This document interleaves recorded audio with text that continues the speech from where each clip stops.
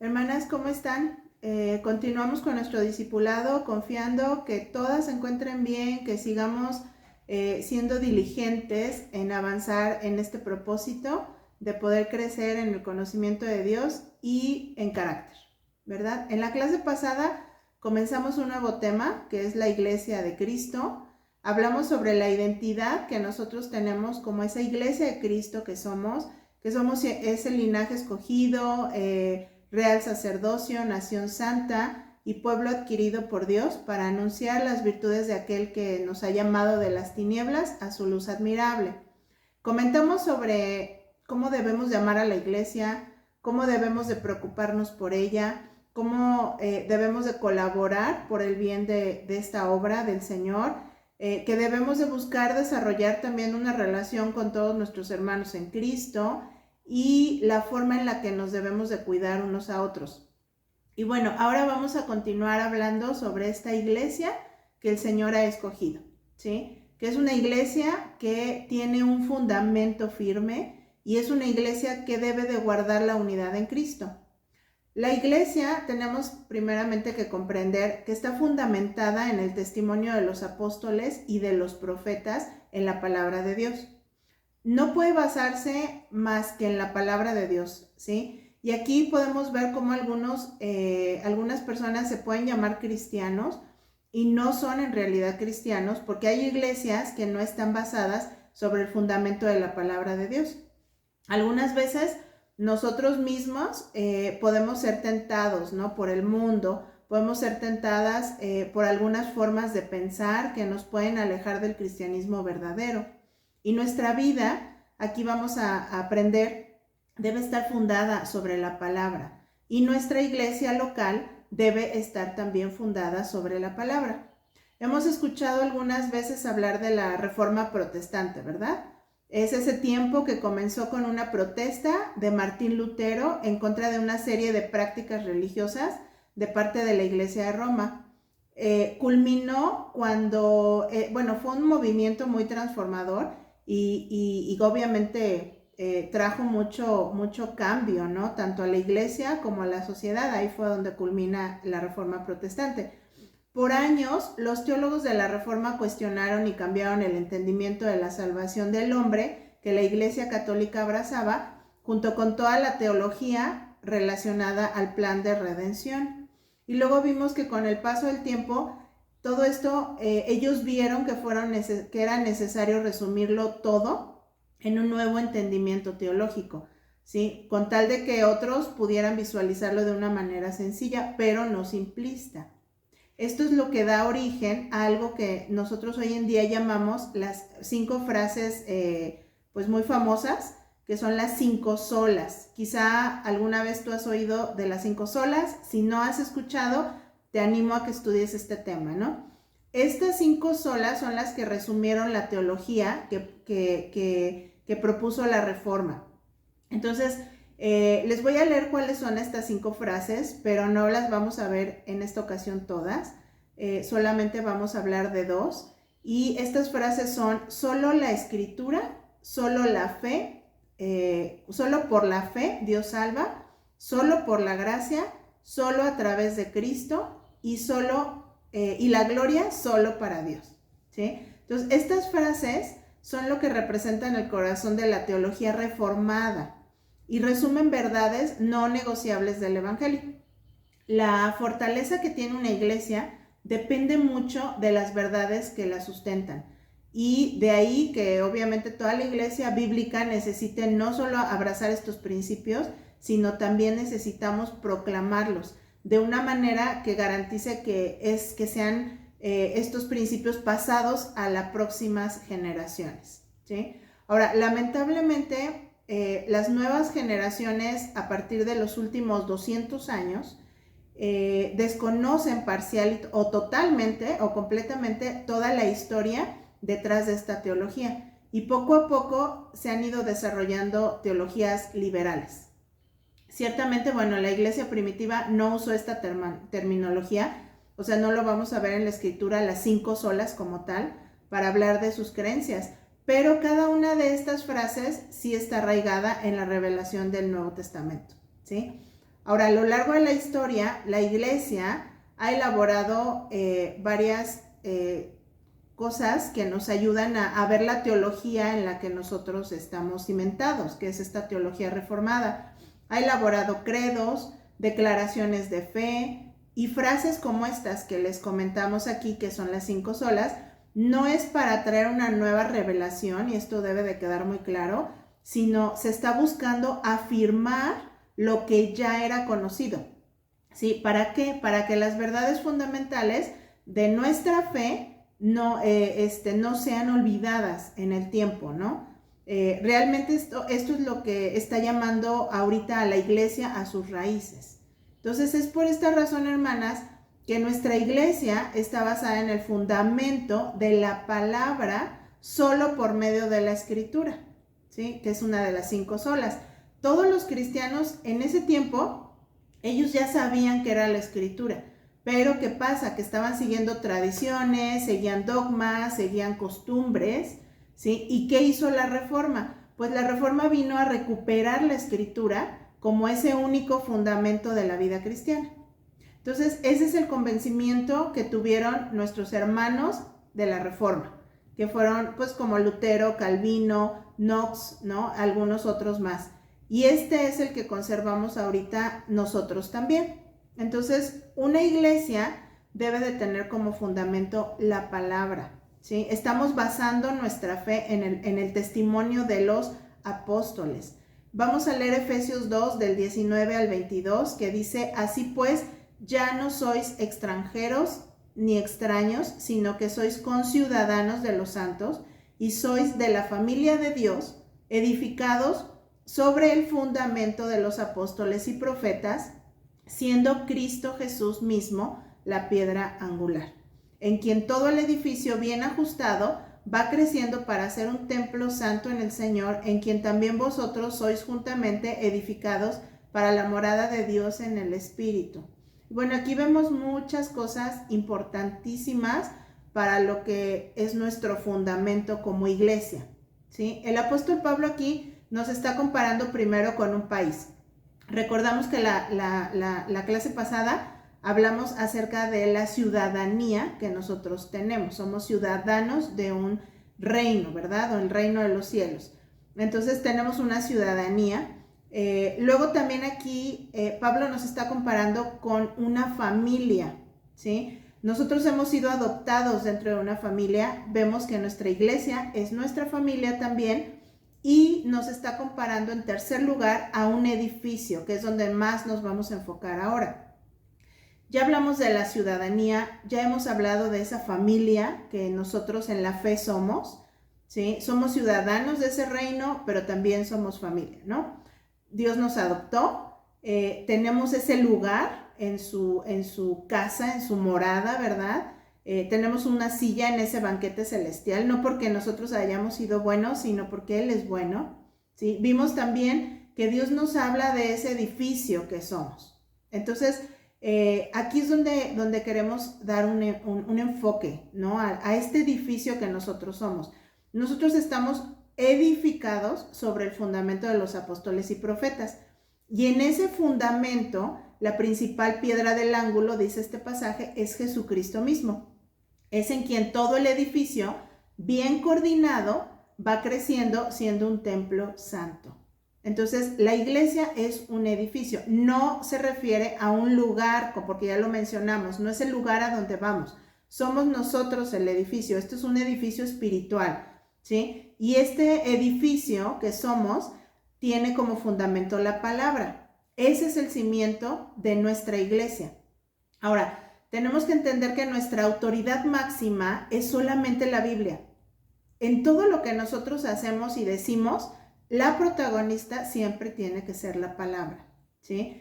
Este testimonio de los apóstoles y profetas es lo que nosotros tenemos ahorita escrito en la Biblia, ¿sí? Es lo que escribió Moisés, Juan, Pablo, Pedro, Samuel, ¿sí? Es ese testimonio y es ese nuestro fundamento. Ahora, cuando pasamos nosotros por la calle y encontramos que están haciendo obras como pues no sé, que están preparando primero un terreno, ¿no? Y vamos viendo cómo van excavando y lo hacen muy hondo. ¿no? Y se van poniendo esas vigas enormes, sobre todo estamos hablando de cuando se va a construir un edificio, ¿verdad? Se hace una excavación muy profunda, se ponen vigas enormes y luego se echan toneladas de cemento, ¿no? Esto lo tienen que hacer con mucho cuidado porque saben que el cimiento es lo más importante. Si el cimiento está firme, si está fuerte, si está sólido, está realmente muy, muy profundo, muy hondo, entonces sí se va a poder construir bien encima. Bueno, este cimiento, hermanos, para nosotros está puesto. Este cimiento es la palabra, ¿sí? De Génesis, Apocalipsis, nosotros ya tenemos ese cimiento que está puesto y está muy firme y ahora estamos construyendo encima. Hace 2000 años que estamos construyendo encima. Entonces, la iglesia se mantiene firme en su cimiento, que es la palabra de Dios, y eso no lo podemos tocar. Es algo muy importante que debemos de comprender. Ahora, imaginémonos que en esa obra de repente llega un arquitecto con su cara de listo, ¿no? Y dice, por favor, paren la obra porque tengo que retocar cimientos. Pues, ¿qué pasaría, no? O sea, imagínense, a los obreros, ¿qué es lo que dirían? Pues no, usted no va a tocar los cimientos porque se va a caer todo, ¿no? O sea, los cimientos ya se pusieron hace mucho tiempo y nosotros ahora estamos construyendo sobre ellos. Hermanos, hermanas, ¿qué diremos nosotras ahora ahora que aquellas personas que se presentan a la iglesia diciendo, no, pues yo soy un apóstol, yo soy un profeta, escúchenme porque yo traigo palabra del Señor, ¿no? Nosotros con la Biblia en la mano vamos a poder decir, pues no, no es así, tú no eres profeta, no eres apóstol y este edificio no lo toques, ¿sí? Entonces, hermanas, no hay una revelación más, ¿sí? La revelación más directa de parte de Dios en este tiempo es la palabra, ¿sí? Porque si no sería lo mismo que decir que Dios no ha dejado entonces de revelar y entonces tendríamos que seguir entonces escribiendo la Biblia. Aquí en Efesios, donde leímos, vemos muy claro que el cimiento ya está puesto. Es lo que dice la palabra. Ese es el testimonio de los apóstoles y de los profetas. Ya estamos construyendo hace rato. Por eso muchas iglesias de hoy en día, ¿verdad?, se llaman cristianas y en realidad no lo son, porque están fundadas en otro fundamento que no es el fundamento apostólico. Entonces hay muchas sectas, hay muchas religiones que tienen libros sagrados, pero no están fundadas sobre el testimonio de los apóstoles.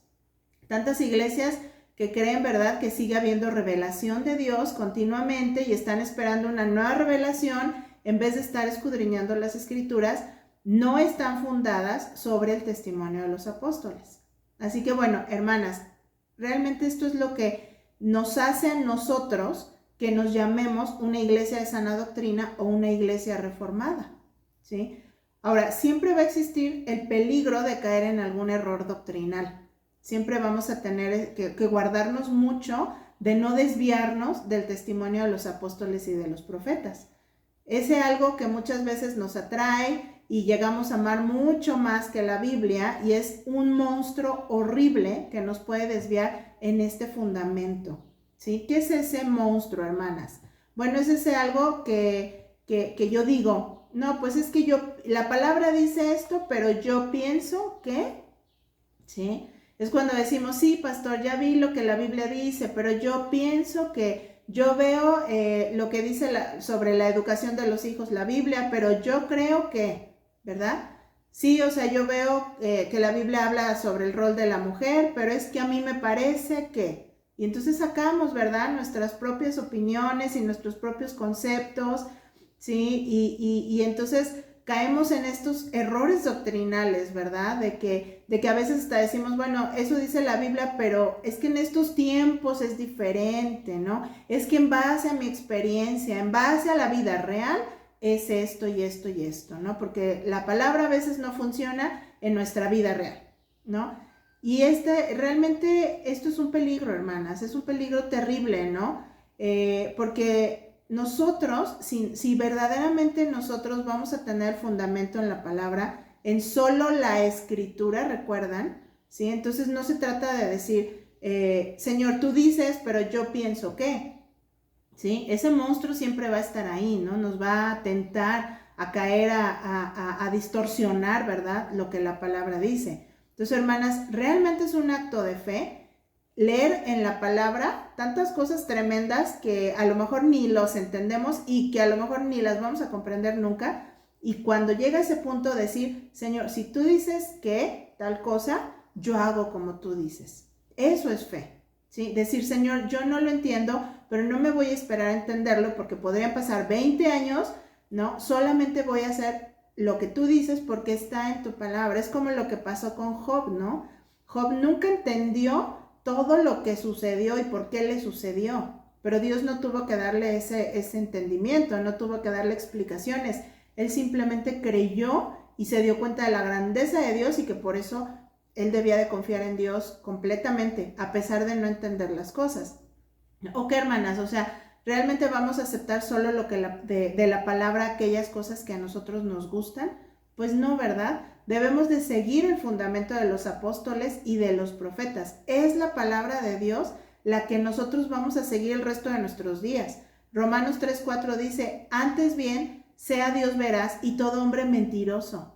Fíjense, si en algo, hermanas, nuestra opinión es diferente a la de Dios, tengamos por cierto que nuestro corazón nos está engañando, porque la palabra de Dios es veraz.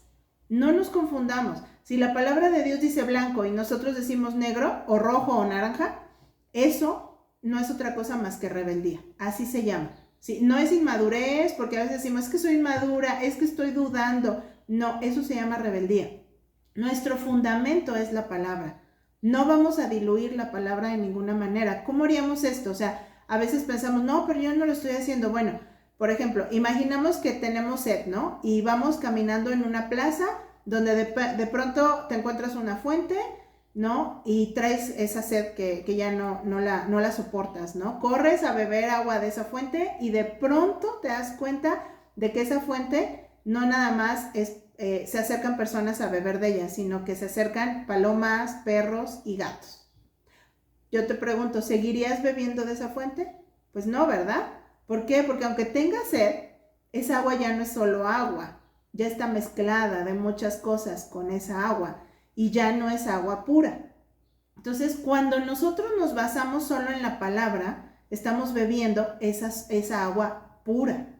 Pero muchos pueden decir que creen solo en la palabra, pero en la práctica lo mezclan con muchas otras cosas. Mezclan opiniones, mezclan filosofías de este mundo, mezclan escritos de otros hombres, tradiciones, pero nosotros, hermanas, realmente debemos de beber solo agua fresca y pura. Esa es la palabra, ¿sí? Nosotros basamos nuestra fe como iglesia solo en la palabra de Dios. Como cristianos tenemos la Biblia como fundamento de nuestra vida espiritual. Nada más que la palabra del Señor es nuestro fundamento. Hay muchos cristianos que viven la vida cristiana probando filosofías a ver cuáles funcionan, ¿no? Y si algo les funciona, entonces, bueno, acá lo agrego a mi vida, ¿no? Aunque sea contrario muchas veces a la palabra, ¿no? Hay muchos cristianos que viven improvisando para ver qué les funciona, ¿no? Buscan técnicas, buscan opiniones que aplican las filosofías de este mundo. ¿Por qué? Porque creen que no se pueden encontrar esas respuestas en la palabra. Hermanas, para algo el Señor nos ha dado la palabra, ¿sí? Para que no tengamos que andar improvisando a ver qué pasa, para que no tengamos que andar buscando en otro lado. La palabra es lámpara a nuestros pies, es lumbrera a nuestro camino. Nosotros podemos leerla, meditarla, profundizarla, memorizarla, aplicarla a nuestra vida cristiana, ¿sí? La palabra es suficiente. No tenemos que andar buscando qué funciona mejor. Tenemos la palabra. La palabra es nuestra brújula en este camino que estamos trazando. Ahora, el Señor nos ha dado todo en su palabra. Ahí nos ha expresado su voluntad, ¿sí? Creemos en la palabra y solo en la escritura, ¿sí? ¿Recordamos? Ahora, esa es nuestra máxima autoridad para los creyentes. Ahora, también vemos en nuestro pasaje, no solamente que estamos basados, nuestra fe, nuestra iglesia, nuestra vida cristiana en el fundamento de los apóstoles, sino que también la principal piedra del ángulo es Jesucristo mismo. Entonces, una iglesia verdadera está fundamentada sobre Jesucristo. Sabemos que la principal piedra del ángulo era la principal era la piedra, más importante de una construcción. A partir de esa piedra se comenzaban a construir las demás paredes, ¿sí? Era esa piedra principal, ¿no? O sea, de donde se iniciaba la construcción. Ahora, esa piedra para nosotros es Jesucristo. Sin esa piedra el edificio se cae, ¿sí? Con esa piedra el edificio está firme. Entonces, nuestra piedra angular es Cristo, Dios con nosotros. Y hay tantas iglesias que dicen aceptar la Biblia, pero la piedra principal no es Cristo. A veces esa piedra principal es más bien un hombre, o sea, ¿qué va a decir él? ¿Qué pensará él? ¿Cómo podemos agradarle a él? O sea, puede ser un gran líder, ¿no? Dice Spurgeon, una comunidad, congregación, secta o corporación puede llamarse a sí misma iglesia, pero si no está edificada sobre Cristo, no es una iglesia de Cristo, no importa cuán grande sea en número, ni qué poderosa sea económicamente, ni cuán sabia, no es la iglesia de Cristo si no está edificada sobre Cristo. Hay otra de las frases máximas de la Reforma que acabamos de ver, las 5 solas, que dice solo Cristo. Entonces, nuestro fundamento es la Biblia, la piedra principal es el Señor Jesucristo. A Él seguimos, no seguimos a ningún hombre, no es el apóstol Pedro, no es el apóstol Pablo, no es el Papa, ¿verdad?, en el Vaticano, no es ningún teólogo o predicador importante, ni un pastor tampoco terrenal, ¿sí? No creemos, hermanos, que ningún hombre tenga autoridad sobre la palabra de Dios. Nosotros no tenemos papas, no tenemos cardenales, no tenemos apóstoles, no tenemos profetas. Nadie tiene una autoridad por encima de la palabra y cada creyente tiene la libertad de acudir a las escrituras, ¿ok? Los teólogos, predicadores, pastores, líderes espirituales son solamente instrumentos de Dios que nos ayudan a aprender doctrina, pero no son infalibles. Hay libros, por ejemplo, buenos libros que nos ayudan a aprender doctrina, pero no son infalibles tampoco. Pueden estar equivocados. La escritura es perfecta, hermanas, sin error alguno. No creemos en ninguna otra cosa escrita por los hombres que se pueda poner al nivel de la palabra. No hay ningún apóstol o profeta que se pueda poner al nivel de la palabra, ¿sí? La palabra es el fundamento apostólico. Ningún comentario, por bueno que sea el comentarista, ningún sermón que escuchemos, por bueno que sea el predicador, nada se puede poner al mismo nivel que la palabra. Entonces, la Biblia es infalible. Cualquier otra cosa puede tener error. Cualquier hombre se puede equivocar. ¿Cuántas veces vemos cristianos, verdad, que llegan a crear un ídolo hasta de un predicador o de un pastor cristiano? De igual manera como se idolatra a una celebridad, ¿no? A un actor, a un cantante, ¿no? Por ejemplo, hay creyentes que van por todo el país asistiendo a conferencias de reconocidos predicadores. No es que esté mal hacerlo, pero a menudo cuando conocen a estas personas, los adulan, se emocionan, hasta les piden autógrafos, ¿no? Entonces, hermanas, como iglesia, creemos rotundamente en tener una cultura de honra, de respeto, claro, por aquellos líderes que trabajan entre nosotros, porque eso dice Hebreos 13 del 7 y 17, que dice, acordaos de vuestros pastores que os hablaron la palabra de Dios, considerad cuál haya sido el resultado de su conducta e imitad su fe, obedeced a vuestros pastores y sujetaos a ellos, porque ellos velan por vuestras almas como quienes han de dar cuenta. Pero algunas personas, hermanas, sí pasan los límites y llegan a caer en la idolatría al poner su confianza en el hombre y no en Dios. Ellos siguen todo lo que dicen estas personas sin cuestionar, no investigan en las escrituras por ellos mismos para ver si lo que se está predicando se alinea con la palabra de Dios. Entonces, cuando Cornelio conoció al apóstol Pedro y se inclinó ante él, recordamos esta escena, Pedro, con toda la razón, le dijo que se levantara, que él era un hombre así como él. Esto lo pueden leer en Hechos 10, ¿sí? Hay una cultura tan generalizada de predicador celebridad, ¿no? En el cuerpo de Cristo, hoy en día, en algunas grandes iglesias o empresas, porque algunas son empresas, han literalmente colapsado cuando su predicador estrella cayó, ¿verdad? Entonces, recordemos que cualquier hombre se puede equivocar. Si las iglesias y ministerios se edificaran de acuerdo al patrón del Nuevo Testamento, en el cual todo el cuerpo existe para edificar y ministrar unos a otros en amor, entonces no dependeríamos meramente de un líder o de otro líder. para que la congregación funcione. Entonces, hermanas, nosotros no llegamos a Dios a través del Papa, ni a través de María, ni a través de ningún predicador. Es solamente por la obra de Cristo, ¿sí? Es por la persona de Cristo que llegamos a Dios. 1 Timoteo 2:5 dice, porque hay un solo Dios y un solo mediador entre Dios y los hombres, Jesucristo hombre. El cristianismo se puede llamar así, es exclusivista. ¿Por qué? Porque solo Cristo. No hay otro intermediario, no hay otro mediador, ¿sí? Debemos, claro, honrar y respetar a nuestros líderes espirituales, debemos de orar por ellos, pero debemos de guardarnos de estar poniendo nuestra confianza en ellos en lugar de ponerla en Dios.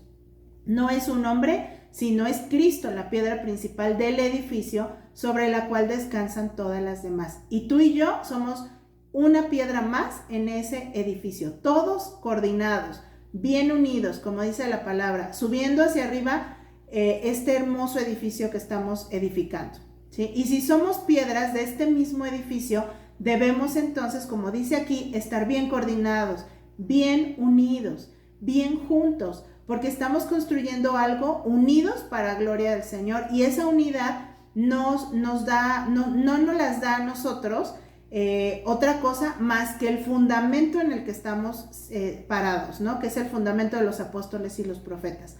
Somos hermanas porque estamos construyendo el mismo edificio. Esa es, hermanas, la verdadera unidad de la iglesia, ¿sí? Esta unidad en la palabra. A veces pensamos que estamos unidos porque tenemos algunos intereses en común, ¿no? No sé, somos fanáticos de un mismo equipo de fútbol, o somos de la misma profesión, o tenemos hijos de la misma edad, o vamos en la misma escuela, o somos del mismo estado o un país a lo mejor, y estamos aquí como extranjeros, ¿no? Y todo esto nos puede hacer parecer que tenemos mucha unidad, ¿no? Pero no es así, hermanas. La unidad debemos de comprenderla. Esa unidad es según lo que piensa el mundo, ¿sí? Pero nosotros debemos de tener mucho cuidado de no estar teniendo una unidad ficticia, ¿sí? Aquí estamos más bien viendo una unidad muy diferente, ¿sí? Nosotros somos uno. ¿Qué quiere decir? Aquí está el milagro de la iglesia donde se ha logrado que nunca antes nadie ha podido conseguir. ¿Por qué? Porque aquí en esta iglesia, que somos este pueblo general de Dios, vemos judíos y palestinos juntos adorando al Señor. Vemos una iglesia donde vemos gente que puede hablar inglés, puede hablar alemán, puede hablar castellano, ¿verdad? Vemos gente latina, vemos gente africana, gente rica y gente pobre, gente sin estudios y gente con estudios, gente mayor, gente joven, altos, bajos, ¿verdad? Los que le van al América y los que le van al Pumas, ¿no? Todos somos una iglesia, ¿sí? Y somos una iglesia con mucha diversidad y juntos estamos adorando al Señor, porque nuestra unidad no es en términos humanos, esta es una unidad sobrenatural, no es una unidad que nosotros la creamos, ¿sí? Esto la crea el Señor, y nosotros sí tenemos la responsabilidad, obviamente, de preservar esa unidad y de crecer en la comunión los unos con los otros, ¿no? Leemos Efesios 4 del 1 al 3 que dice: yo pues, prisionero del Señor, os ruego que viváis de una manera digna de la vocación con que habéis sido llamados, con toda humildad y mansedumbre, con paciencia, soportándoos unos a otros en amor, esforzándoos por preservar la unidad del Espíritu en el vínculo de la paz. Y aquí está, ¿verdad?, nuestro llamado a preservar la unidad del Espíritu en el vínculo de la paz.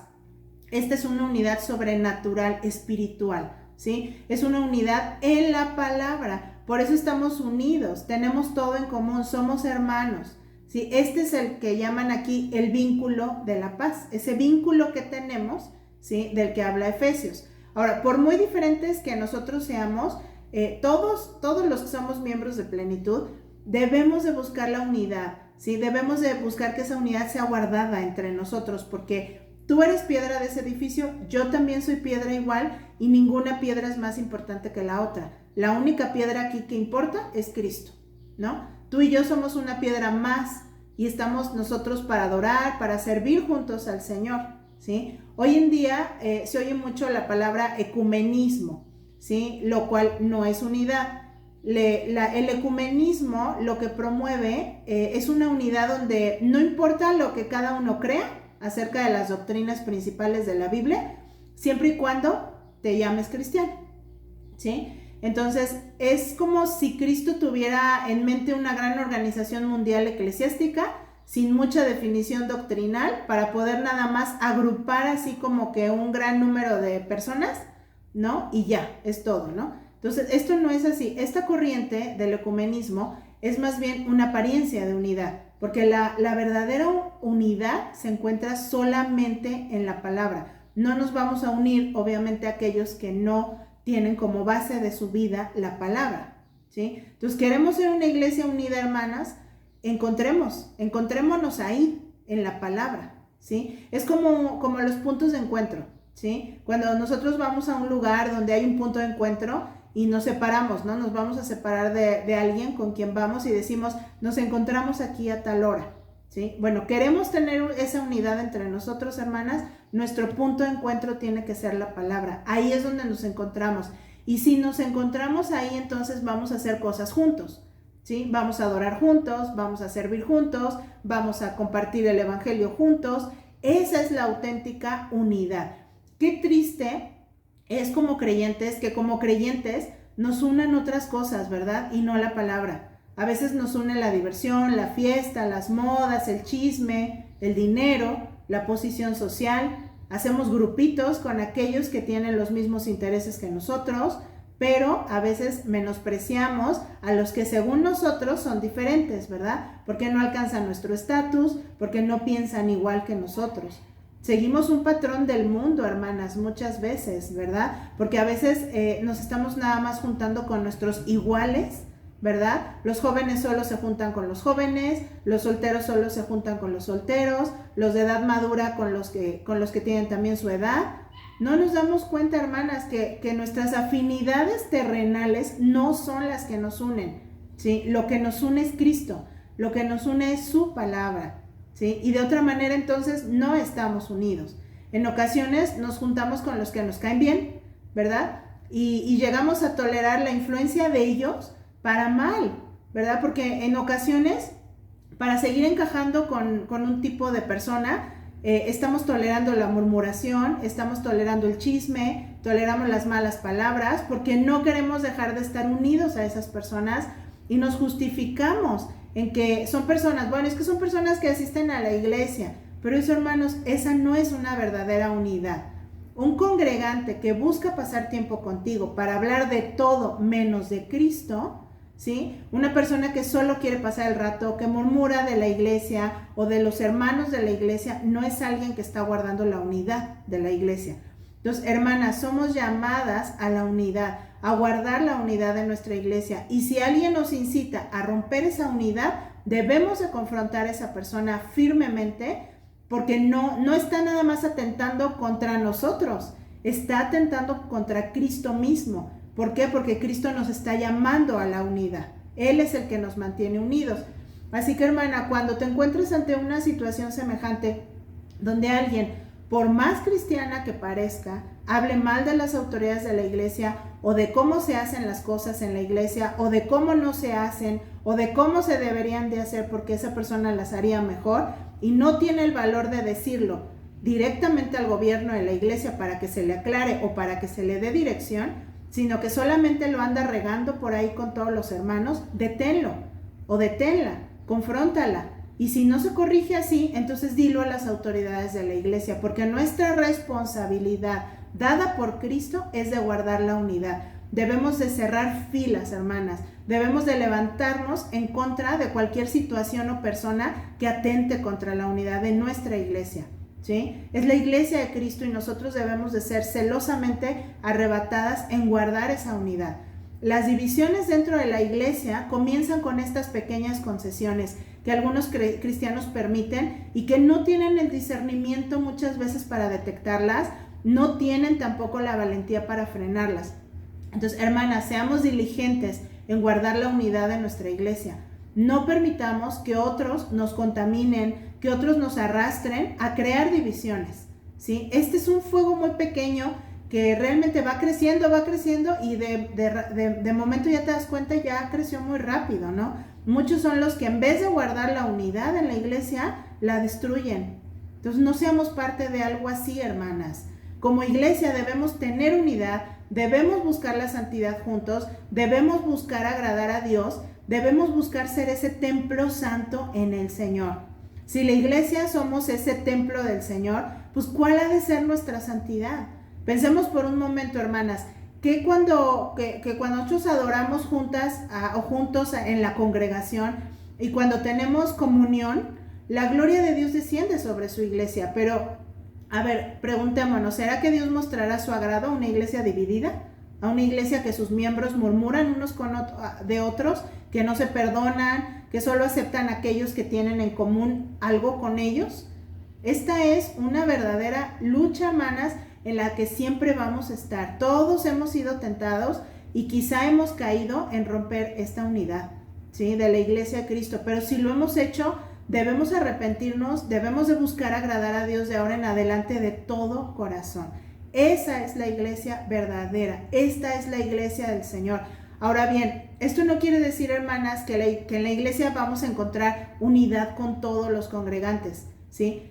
Es cierto, debemos buscarla y debemos de procurarla, pero no siempre la vamos a encontrar. ¿Por qué? Porque en ocasiones nos vamos a encontrar con personas que no aman o que no siguen la palabra, ¿sí?, pero que asisten a la iglesia.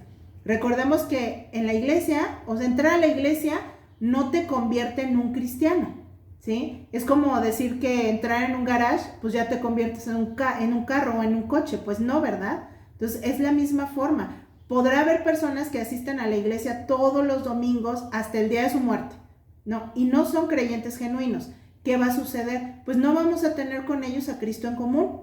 No tendremos en común la palabra, pero podemos amar a estas personas y nosotros debemos de procurar guardar la unidad hasta donde nos sea posible en lo que se refiere a la palabra, obviamente, pero nunca nos vamos a unir con este tipo de personas para la maldad, ¿sí? Pilato y Herodes vemos que se unieron, ¿verdad?, en su desprecio común hacia Cristo. Eso lo pueden leer en Lucas 23:12. En cambio, vemos a Silas y a Pablo cuando unidos estaban cantando juntos en la cárcel por causa de Cristo. Esta es la verdadera unidad. Esto lo pueden ver en Hechos 16:25.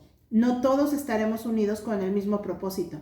Ahora, hermanas, la unidad en la que Cristo nos llama es aquella por la que Él pidió. Jesucristo mismo ora por esta unidad de su iglesia. Esto lo vemos en Juan 17, del 20 al 21, que dice: mas no ruego solo por estos, sino también por los que han de creer en mí por la palabra de ellos, para que todos sean uno. Estos somos nosotros. Somos estas personas por las que está pidiendo Cristo en esta oración. Dice: como tú, oh Padre, estás en mí y yo en ti, y que también ellos estén en nosotros para que el mundo crea que tú me enviaste. ¿Por qué nosotros somos uno, hermanas? Porque somos uno en Él, en Cristo. Si todos estamos en Cristo, entonces todos estamos unidos unos a otros. Compartimos la misma experiencia de gracia, el mismo objeto de fe, la misma regeneración, el mismo Espíritu Santo morando en nuestros corazones, la misma esperanza, el mismo destino, y son todas esas cosas las que nos hacen uno, ¿sí? Ya es una realidad que somos uno, eso ya Cristo lo hizo, y ahora solo debemos aprender a participar en esta unidad. Esta unidad es algo similar a lo que ocurre en el matrimonio. El hombre y la mujer vienen a ser uno a través del vínculo matrimonial, pero vemos que en realidad no todas las parejas reflejan esa unidad en el mismo grado. Pues lo mismo va a pasar en la iglesia. Ya somos uno, pero a veces no parece que somos uno, ¿sí? Esa unidad nosotros debemos de preservarla y debemos de perfeccionarla. Donald Carson lo comenta de esta manera: como sucede con la santificación, esta unidad es algo que ya se ha conseguido y simultáneamente algo que necesitamos perfeccionar. Hermanas, el Señor quiere que en una medida cada vez mayor nosotros, sus discípulas o sus discípulos, preservemos la unidad en 5 áreas que vamos ahorita a mencionar dentro de la iglesia. Y este va a ser el reto de cada uno de nosotros, esforzarnos en guardar esa unidad. Número 1, la unidad en amor. Esto lo vemos en Filipenses 2:2, que dice, siendo del mismo sentir, conservando el mismo amor. Este amor unificado en el cuerpo de Cristo incluye un compromiso muy fuerte a hacer el bien a la familia de Dios. O sea, tenemos que hacerle el bien a la familia de Dios, tengamos ganas o no tengamos ganas. Incluye un amor afectuoso, incluye sacrificarse por aquellos que no nos agradan, ¿sí? Esto conlleva un sentimiento de cariño. Hemos de tener afecto por aquellos que son nuestra familia en Cristo, ¿sí? Como dice Romanos 12:10, sean afectuosos unos con otros con amor fraternal. Primera de Pedro 1:22, ámense unos a otros entrañablemente de corazón puro. Entonces tenemos que analizar qué cosas pueden poner en riesgo esta unidad en amor. Bueno, los celos, ¿verdad? Que se dan dentro de la iglesia, la envidia, porque él y yo no, porque lo toman en cuenta él y a mí no, porque esto, o sea, entramos, ¿verdad? En esos pecados tan feos y tan graves que hacen que no se guarde más la unidad, las comparaciones, el aislamiento arrogante, yo no necesito de nadie, yo puedo solo, ¿no? Con mi vida cristiana, el egoísmo, la falta de perdón, la lengua chismosa y murmuradora, la contienda, ¿verdad? El estarnos peleando unos con otros, los enojos, la competencia que provoca esa división por grupos, ¿no? Tú de tu grupito y yo del mío y andamos hasta compitiendo a ver quién hace mejor las cosas, ¿no? Todos estos son pecados, hermanas, que atentan contra la unidad de la iglesia y nosotros debemos de guardarnos de caer en estas situaciones y si caemos, arrepentirnos, confesar y arreglar este asunto para que no estemos rompiendo la unidad de la iglesia. Número 2, unidad en propósito. Filipenses 2:2, unidos en espíritu, dedicados a un mismo propósito. Esta es la finalidad de que estemos unidos, de que estemos dedicadas a un mismo propósito. ¿Cuál propósito nos une? La proclamación de la gloria de Dios. Es solamente la gloria de Dios nuestro propósito como iglesia, ¿sí? Entonces, ¿qué cosas pueden poner en riesgo esta unidad en propósito? Bueno, primero, la autopromoción, el protagonismo, el querer que yo brille, el querer que me den la gloria a mí y que no se la den a Dios, ¿verdad? El no procurar esa gloria para Dios, sino buscarla para mí mismo. Cuando alguien busca, hermana, su propia gloria, ya no va a trabajar junto con el otro para buscar la gloria de Dios. ¿Se dan cuenta cómo es tan fácil romper la unidad? ¿Sí? Es muy sencillo. También aquí entra la falta de un espíritu enseñable. ¿Sí? Yo sé cómo deben hacerse las cosas, tú no tienes nada que enseñarme a mí, ¿no? Esa impaciencia que a veces tenemos ante los errores de nuestros hermanos, porque somos muy fáciles de juzgar a los demás y de ver en qué se equivocan los demás, pero nunca vemos lo que nosotros hacemos mal, ¿verdad? Y esa impaciencia que le tenemos a los demás, esa impaciencia en algunos creyentes que nos lleva a mejor no asociarnos con nadie, porque nadie lo sabe hacer como yo, y entonces acabamos trabajando solos porque sabemos que si otro lo va a hacer, no lo va a hacer como yo lo haría, ¿no? Entonces, la unidad en propósito tiene que reflejar la gloria de Dios, ¿sí? Es que Él pueda, como dice en Juan 11:52, reunir en uno a los hijos de Dios que están esparcidos. Entonces debemos, hermanas, de esforzarnos en guardar la unidad en este propósito también. Número 3, la unidad en santidad, ¿sí? Vimos ya en el tema anterior que dentro de los planes de Dios a lo largo de la historia ha sido el tener un pueblo santo, ¿sí? Un pueblo apartado para Él, cuyas vidas y relaciones son diferentes completamente al mundo de allá afuera, ¿no? Todos somos un cuerpo en Cristo y cada uno somos miembros los unos de los otros. Romanos 12:5 nos dice esto: cada uno de nosotros debemos de ser bien intencionales en cultivar la piedad personal, pero también debemos de guardar la santidad en la iglesia. La iglesia debe de ser un lugar seguro en donde reine un ambiente de gracia, ¿sí? No de juicio, que le permita al que busca a Cristo ser transparente sobre su vida sin el temor de ser rechazado o de ser juzgado. La Biblia también nos enseña que debemos de soportarnos, debemos de sostenernos mutuamente, y esto incluye, como dice Romanos 5:14, amonestarnos los unos a los otros, confesar nuestros pecados unos a otros, orar unos por otros, como dice en Santiago 5:16. en un espíritu común, sometiéndonos unos a otros en el temor de Cristo. Efesios 5:21. También en 1 Tesalonicenses 5:14 dice, les exhortamos, hermanos, a que amonesten a los indisciplinados, animen a los desalentados, sostengan a los débiles y sean pacientes con todos. Todo esto es lo que guarda la unidad de la santidad en la iglesia. Debemos ser familia para aquellos que llegan a la iglesia con hábitos y con ataduras pecaminosas. Debemos de guiarnos unos a otros en la palabra. Debemos amonestarnos y buscar que cada creyente caminemos en arrepentimiento genuino del pecado. ¿Qué cosas, hermanas, van a poner en riesgo esta unidad en la santidad? Bueno, pues primero la indiferencia. No me importan los demás. La apatía, ¿sí? Evadir la confrontación. Y esto es algo tan importante porque esto se da tanto en las iglesias. Recordemos, hermanas, que cuando alguien nos corrige, en primer lugar es porque nos ama, ¿sí? Si somos familia de Cristo, debemos corregirnos unos a otros. Debemos amarnos unos a otros. Si sé que un hermano o una hermana está en pecado, es mi responsabilidad confrontarle. No solamente es la responsabilidad del pastor o de los ancianos o del liderazgo de la iglesia. Es responsabilidad de todos confrontarnos y debemos participar también en la restauración del hermano que está en disciplina. Algo que daña también a la unidad es no aclarar los malos entendidos. Algo que se da tanto, ¿verdad? Muchos malos entendidos se originan cuando no se confronta una situación. Estamos acostumbrados, muchas familias están acostumbradas a pelearse, decirse de cosas y luego hablarse como si nada hubiera pasado. Esa no es la manera en la que la palabra nos enseña, ¿sí? Muchos malos entendidos se dejan así sin aclarar, ¿verdad? Y eso es lo que hace que la unidad también se rompa. El miedo a enfrentar directamente a una persona sobre algo que ha ocurrido hace que un hecho a veces empeore y crezca, ¿verdad? Ahora, hay historias de iglesias que se han dividido o han desaparecido porque sus miembros se dejaron llevar por los dichos de otros en lugar de verificar esos rumores.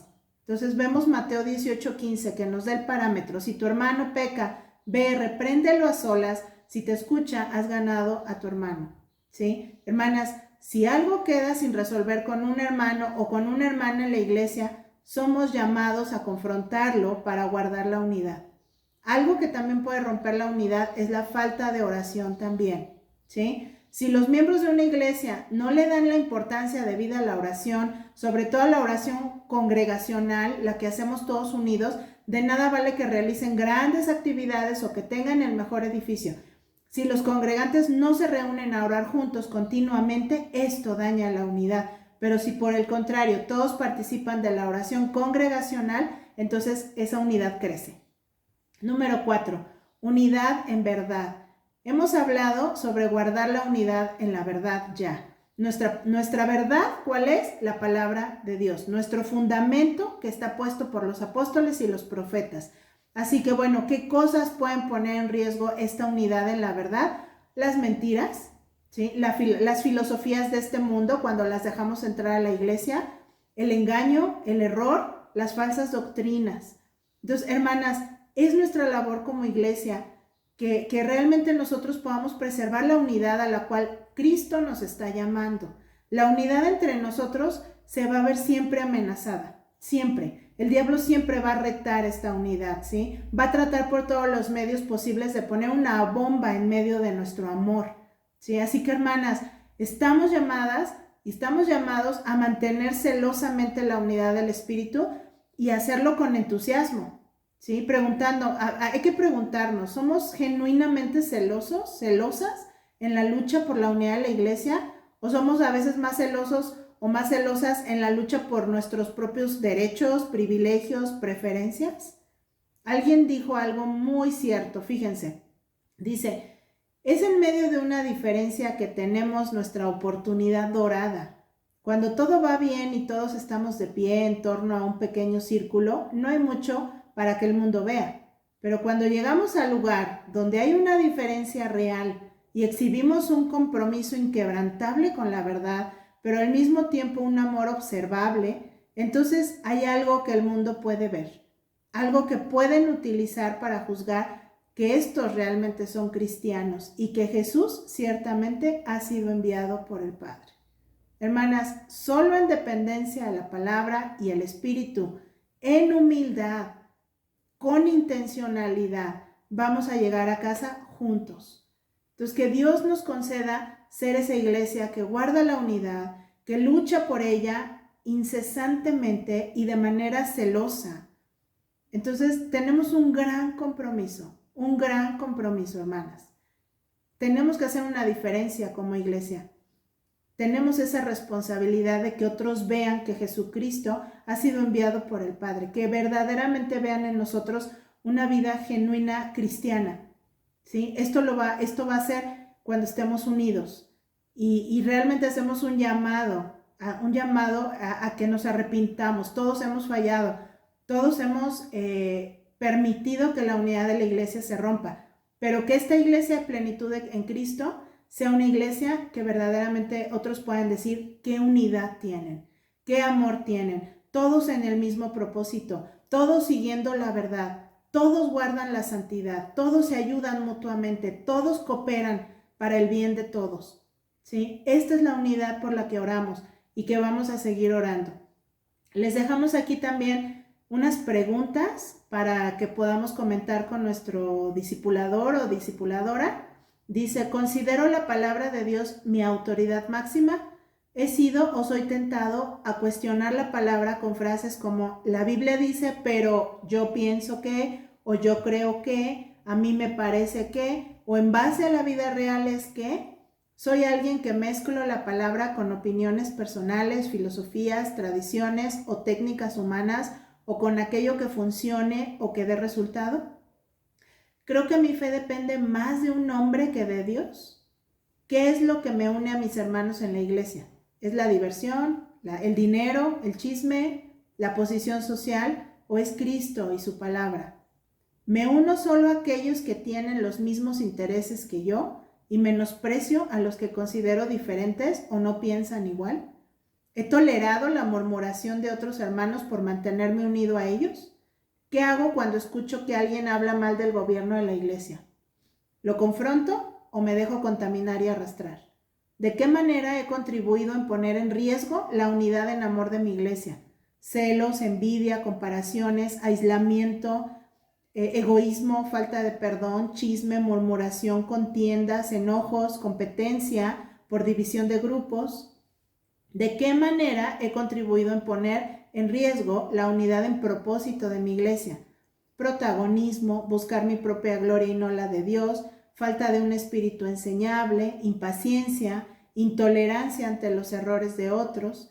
¿De qué manera he contribuido en poner en riesgo la unidad en santidad de mi iglesia? Indiferencia, apatía, evadir la confrontación, no aclarar malos entendidos, no dar la importancia debida a la oración congregacional. ¿De qué manera he contribuido en poner en riesgo la unidad en verdad de mi iglesia? Error, falsas doctrinas, mentiras.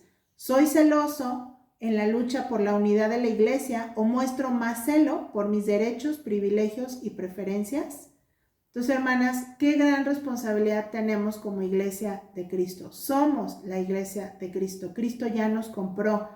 Ahora debemos de comportarnos como esta iglesia. Debemos de preservar el guardar el fundamento y la unidad de la iglesia del Señor. Vamos a orar para terminar este tiempo. Padre bendito, gracias te damos por la misericordia que tú has mostrado, Señor, al primeramente hacernos tu iglesia, pero también, Señor, al confiarnos algo tan valioso como tu palabra, Señor, que es el fundamento, Dios, que tenemos nosotros. Ayúdanos a ser fieles a tu palabra, a no diluirla, Señor, a no buscar en otros lugares lo que solamente podemos encontrar en tu palabra, Señor. Que podamos valorar este fundamento que los apóstoles y profetas nos han dejado y que podamos tener siempre a Cristo como esa piedra angular, Señor, como esa piedra fundamental para que nuestra fe siga creciendo y nuestra iglesia siga siendo una iglesia fuerte, Señor, en sana doctrina, una iglesia reformada que sigue, Señor, todos estos patrones de nuestros hermanos reformadores, Padre, que ellos pelearon por tu verdad, Señor, y que así también nosotros lo hagamos en estos tiempos. que solamente te honremos a ti, que solamente, Señor, te sigamos a ti. Si hemos idolatrado, Señor, a algún líder espiritual o alguna otra persona, Señor, que admiremos, te pedimos perdón, Señor, ayúdanos a solamente poner nuestra mirada en ti, que nuestra autoridad máxima siempre sea tu palabra, Señor.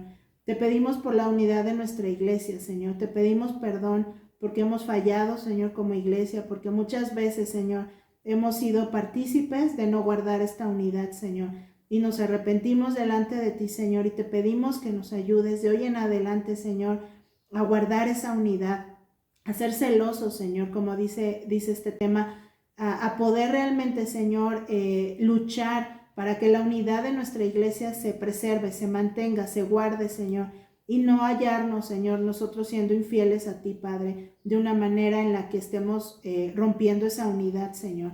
Ayúdanos y ponemos todo esto en tus manos, Señor, confiando plenamente en que tú nos guiarás y que tú harás de nuestra iglesia, Señor, una iglesia que te honre, que te glorifique y que verdaderamente brille, Señor, su luz en las naciones para que otros crean y confiesen, Señor, que tú eres Dios. Gracias te damos en el nombre de Jesús. Amén. Que Dios les bendiga.